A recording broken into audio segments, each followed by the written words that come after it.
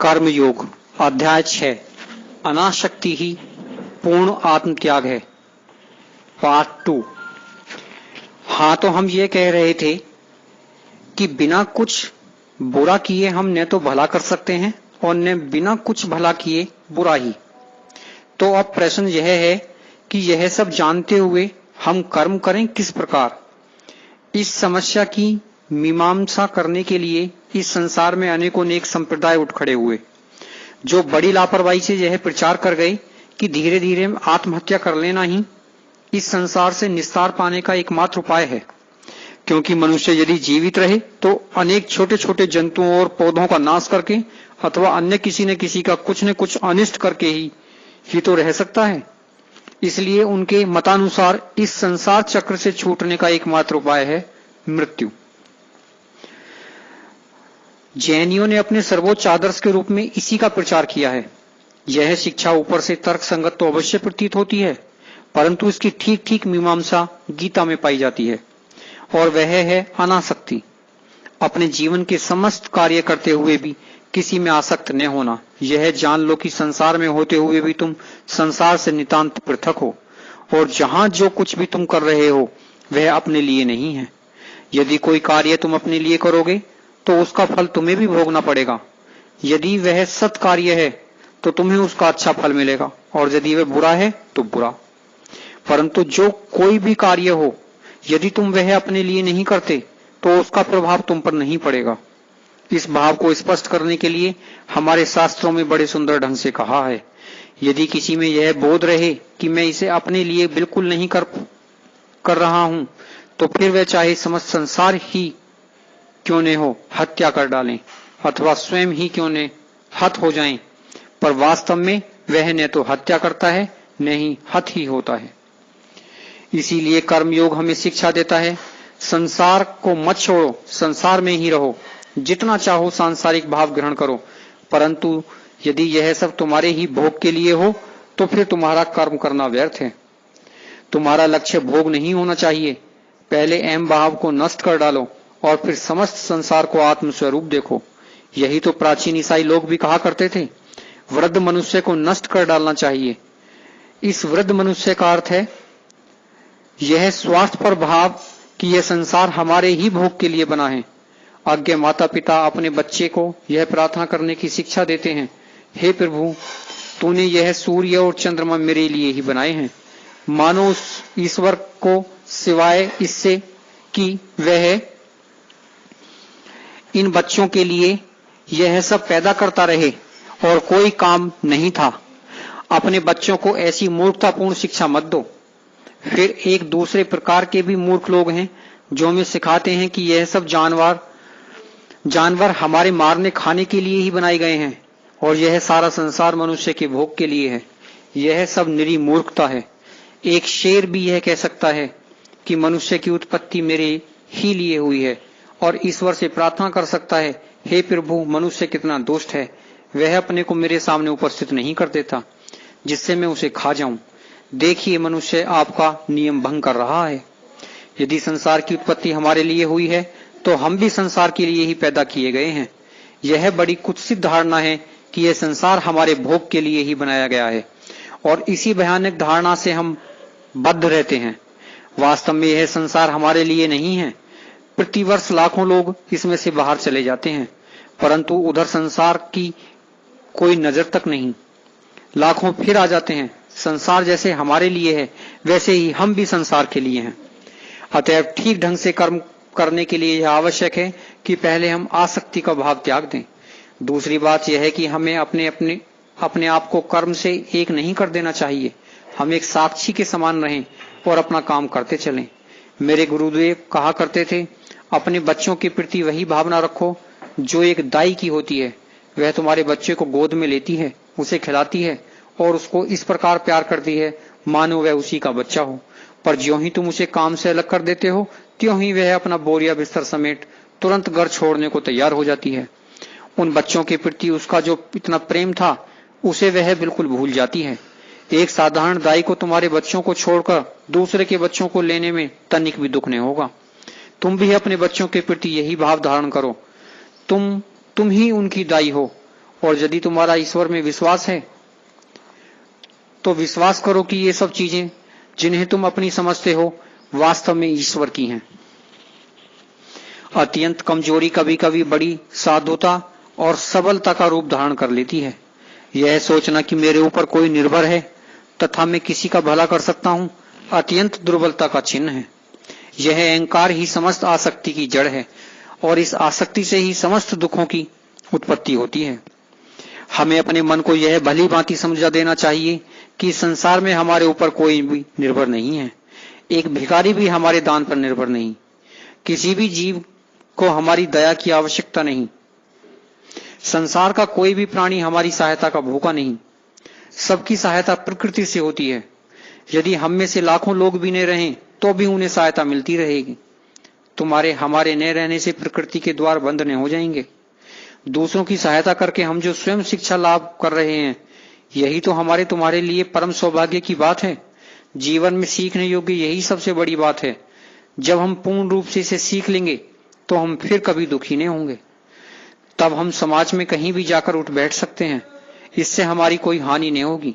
तुम चाहे विवाहित हो, तुम्हारे दल के दल नौकर हो, बड़ा भारी राज्य हो, पर यदि तुम इस तत्व को हृदय में रखकर कार्य करते हो कि यह संसार मेरे भोग के लिए नहीं है और इसे मेरी सहायता की कतई आवश्यकता नहीं, तो यह सब रहने पर भी तुम्हारा कुछ नहीं बिगड़ेगा।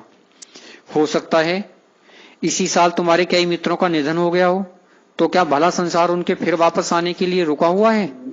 क्या इसकी गति शिथिल हो गई है? नहीं, ऐसा नहीं हुआ। यह तो जारी ही है। अतएव अपने मन से यह विचार निकाल दो कि तुम्हें इस संसार के लिए कुछ करना है। संसार को तुम्हारी सहायता की तनिक भी आवश्यकता नहीं। मनुष्य का यह सोचना निरी मूर्खता है कि यह संसार की सहायता के लिए पैदा हुआ है। यह केवल अहंकार है, निरी स्वार्थपरता है जो धर्म की आड़ में हमारे सामने आती है।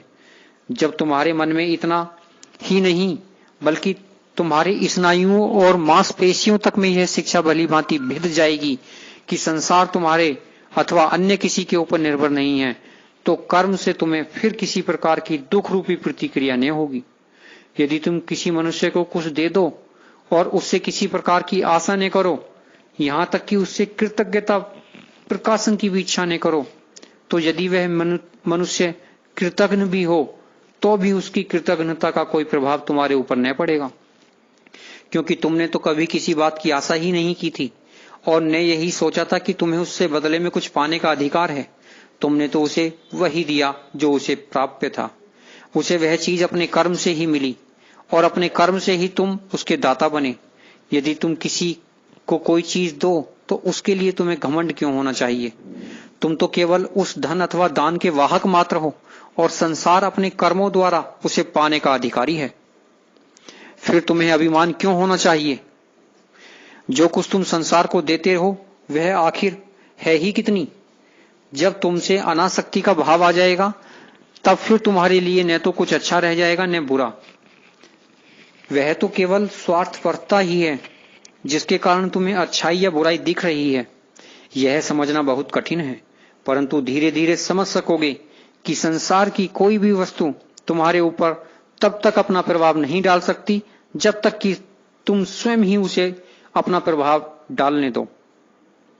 मनुष्य की आत्मा के ऊपर किसी शक्ति का प्रभाव नहीं पड़ सकता जब तक कि वह मनुष्य स्वयं अपने को गिराकर मूर्ख न बना ले और उस शक्ति के वश में न हो जाए।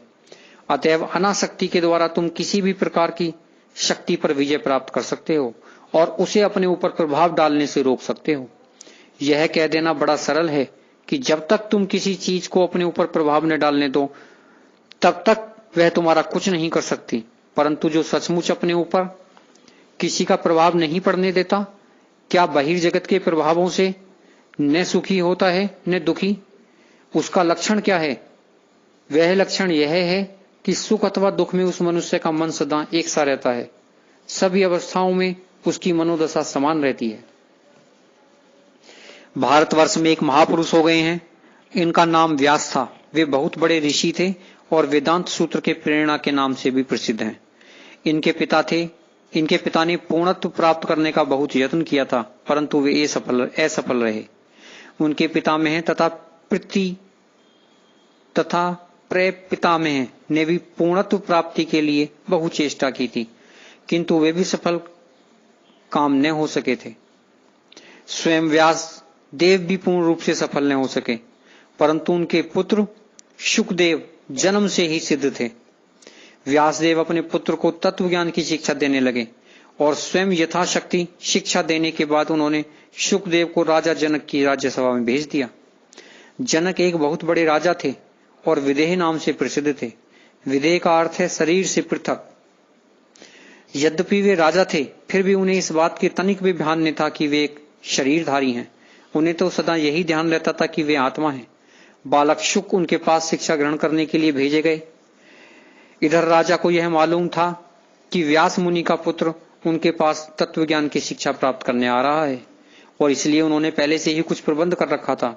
जब बालक राजमहल के द्वार पर आया तो संतरियों ने उसकी ओर कोई विशेष ध्यान नहीं दिया।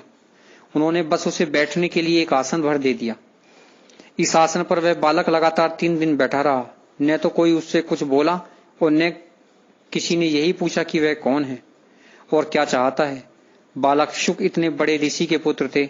उनके पिता का देश भर में सम्मान था और वे स्वयं भी प्रतिष्ठित थे, परंतु फिर भी उन क्षुद्र संतरियों ने उन पर कोई ध्यान नहीं दिया। जिसके बाद अचानक राजा के मंत्री तथा बड़े बड़े राज्याधिकारी वहां पर आए और उन्होंने उनका अत्यंत सम्मान के साथ स्वागत किया।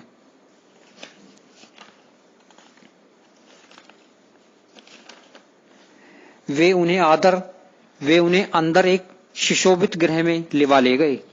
इत्रों से स्नान कराया, सुंदर वस्त्र पहनाए और 8 दिन तक उन्हें सब प्रकार के विलास में रखा, परंतु शुकदेव के प्रशांत चेहरे पर तनिक भी अंतर नहीं हुआ। बालक शुक आज भी विलासों के बीच में वैसे ही थे जैसे कि उस दिन जब वे महल के द्वार पर बैठे हुए थे। उसके बाद उन्हें राजा के सम्मुख लाया गया। राजा सिंहासन पर बैठे थे और वहां नाच गाना तथा अन्य आमोद प्रमोद हो रहे थे। राजा ने बालक शुक के हाथ में लबालब दूध से भरा हुआ एक प्याला दिया और उनसे कहा, इसे लेकर इस दरबार की 7 बार प्रदक्षिणा कराओ, पर देखो एक बूंद भी दूध न गिरे। बालक शुक ने दूध का प्याला ले लिया और संगीत की ध्वनि एवं अनेक सुंदरियों के बीच प्रदक्षिणा करने को उठे। राजा की आज्ञा अनुसार वे 7 बार चक्कर लगाए, परंतु दूध का एक बूंद भी न गिरा। बालक शुक का अपने मन पर ऐसा संयम था कि बिना उसकी इच्छा के संसार की कोई भी वस्तु उन्हें आकर्षित नहीं कर सकती थी। प्रदक्षिणा कर चुकने के बाद जब वे दूध का प्याला लेकर राजा के सम्मुख उपस्थित हुए तो उन्होंने कहा, वत्स, जो कुछ तुम्हारे पिता ने तुम्हें सिखाया है तथा जो कुछ तुमने स्वयं सीखा है, उससे अधिक मैं तुम्हें और कुछ नहीं सिखा सकता। तुमने सत्य को जान लिया है, जाओ अपने घर वापस जाओ। अतएव हमने देखा कि जिस मनुष्य ने अपने स्वयं के ऊपर अधिकार प्राप्त कर लिया है, उसके ऊपर संसार की कोई भी चीज अपना प्रभाव नहीं डाल सकती। उसके लिए किसी प्रकार का बंधन शेष नहीं रह जाता। उसका मन स्वतंत्र हो जाता है और केवल ऐसा ही पुरुष संसार में रहने योग्य है। बहुधा हम देखते हैं कि लोगों की संसार के संबंध में 2 प्रकार की धारणाएं होती हैं। कुछ लोग निराशावादी होते हैं, वे कहते हैं संसार कैसा भयानक है, कैसा दुष्ट है। दूसरे लोग आशावादी होते हैं और कहते हैं, आहा, संसार कितना सुंदर है, कितना अद्भुत है। जिन लोगों ने अपने मन पर विजय प्राप्त नहीं की है, उनके लिए संसार या तो बुराइयों से भरा है या अधिक से अधिक अच्छाइयों और बुराइयों का एक मिश्रण है। परंतु यदि हम अपने मन पर विजय प्राप्त कर लें तो यही संसार सुख में हो जाता है। फिर हमारे ऊपर किसी भी बात के अच्छे या बुरे भाव का असर नहीं होगा। हमें कहीं भी विशृंखलता दिखाई नहीं देगी। हमारे लिए सब कुछ सामंजस्यपूर्ण हो जाएगा। देखा जाता है, जो लोग आरंभ में संसार को नरक कुंड समझते हैं, वे ही यदि आत्म संयम की साधना में सफल हो जाते हैं तो इस संसार को ही स्वर्ग समझने लगते हैं। यदि हम सच्चे कर्मयोगी हैं और इस अवस्था को प्राप्त करने के लिए अपने को शिक्षित करना चाहते हैं, तो हम चाहे जिस अवस्था से प्रारंभ करें, यह निश्चित है कि हमें अंत में पूर्ण आत्म त्याग का लाभ होगा ही। और ज्यों ही इस कल्पित अहम का नाश हो जाएगा, त्यों ही वही संसार जो हमें पहले अमंगल से भरा प्रतीत होता था, अब स्वर्ग स्वरूप और परमानंद से पूर्ण प्रतीत होने लगेगा। यहाँ की हवा तक बदलकर मधुमेह हो जाएगी और प्रत्येक व्यक्ति भला प्रतीत होने लगेगा। यही है कर्मयोग की चरम गति और यही है उसकी पूर्णता या सिद्धि। हमारे भिन्न भिन्न योग आपस में विरोधी नहीं है। प्रत्येक अंत में हमें एक ही स्थान में ले जाता है और पूर्णत्व की प्राप्ति करा देता है, पर हाँ, प्रत्येक का दृढ़ अभ्यास आवश्यक है। सारा रहस्य अभ्यास में ही है। पहले श्रवण करो, फिर मनन करो और फिर उसे अमल में लाओ। यह बात प्रत्येक योग के संबंध में सत्य है। पहले तुम इसके बारे में सुनो और समझो कि इसका मर्म क्या है। यदि कुछ बातें आरंभ से स्पष्ट नहीं हो तो निरंतर श्रवण एवं मनन से वे स्पष्ट हो जाती हैं। सब बातों को एकदम समझ लेना बड़ा कठिन है, फिर भी उनका स्पष्टीकरण आखिर तुम ही में तो है। वास्तव में कभी किसी व्यक्ति ने किसी दूसरे को नहीं सिखाया। हम में से प्रत्येक को अपने आप को सिखाना होगा।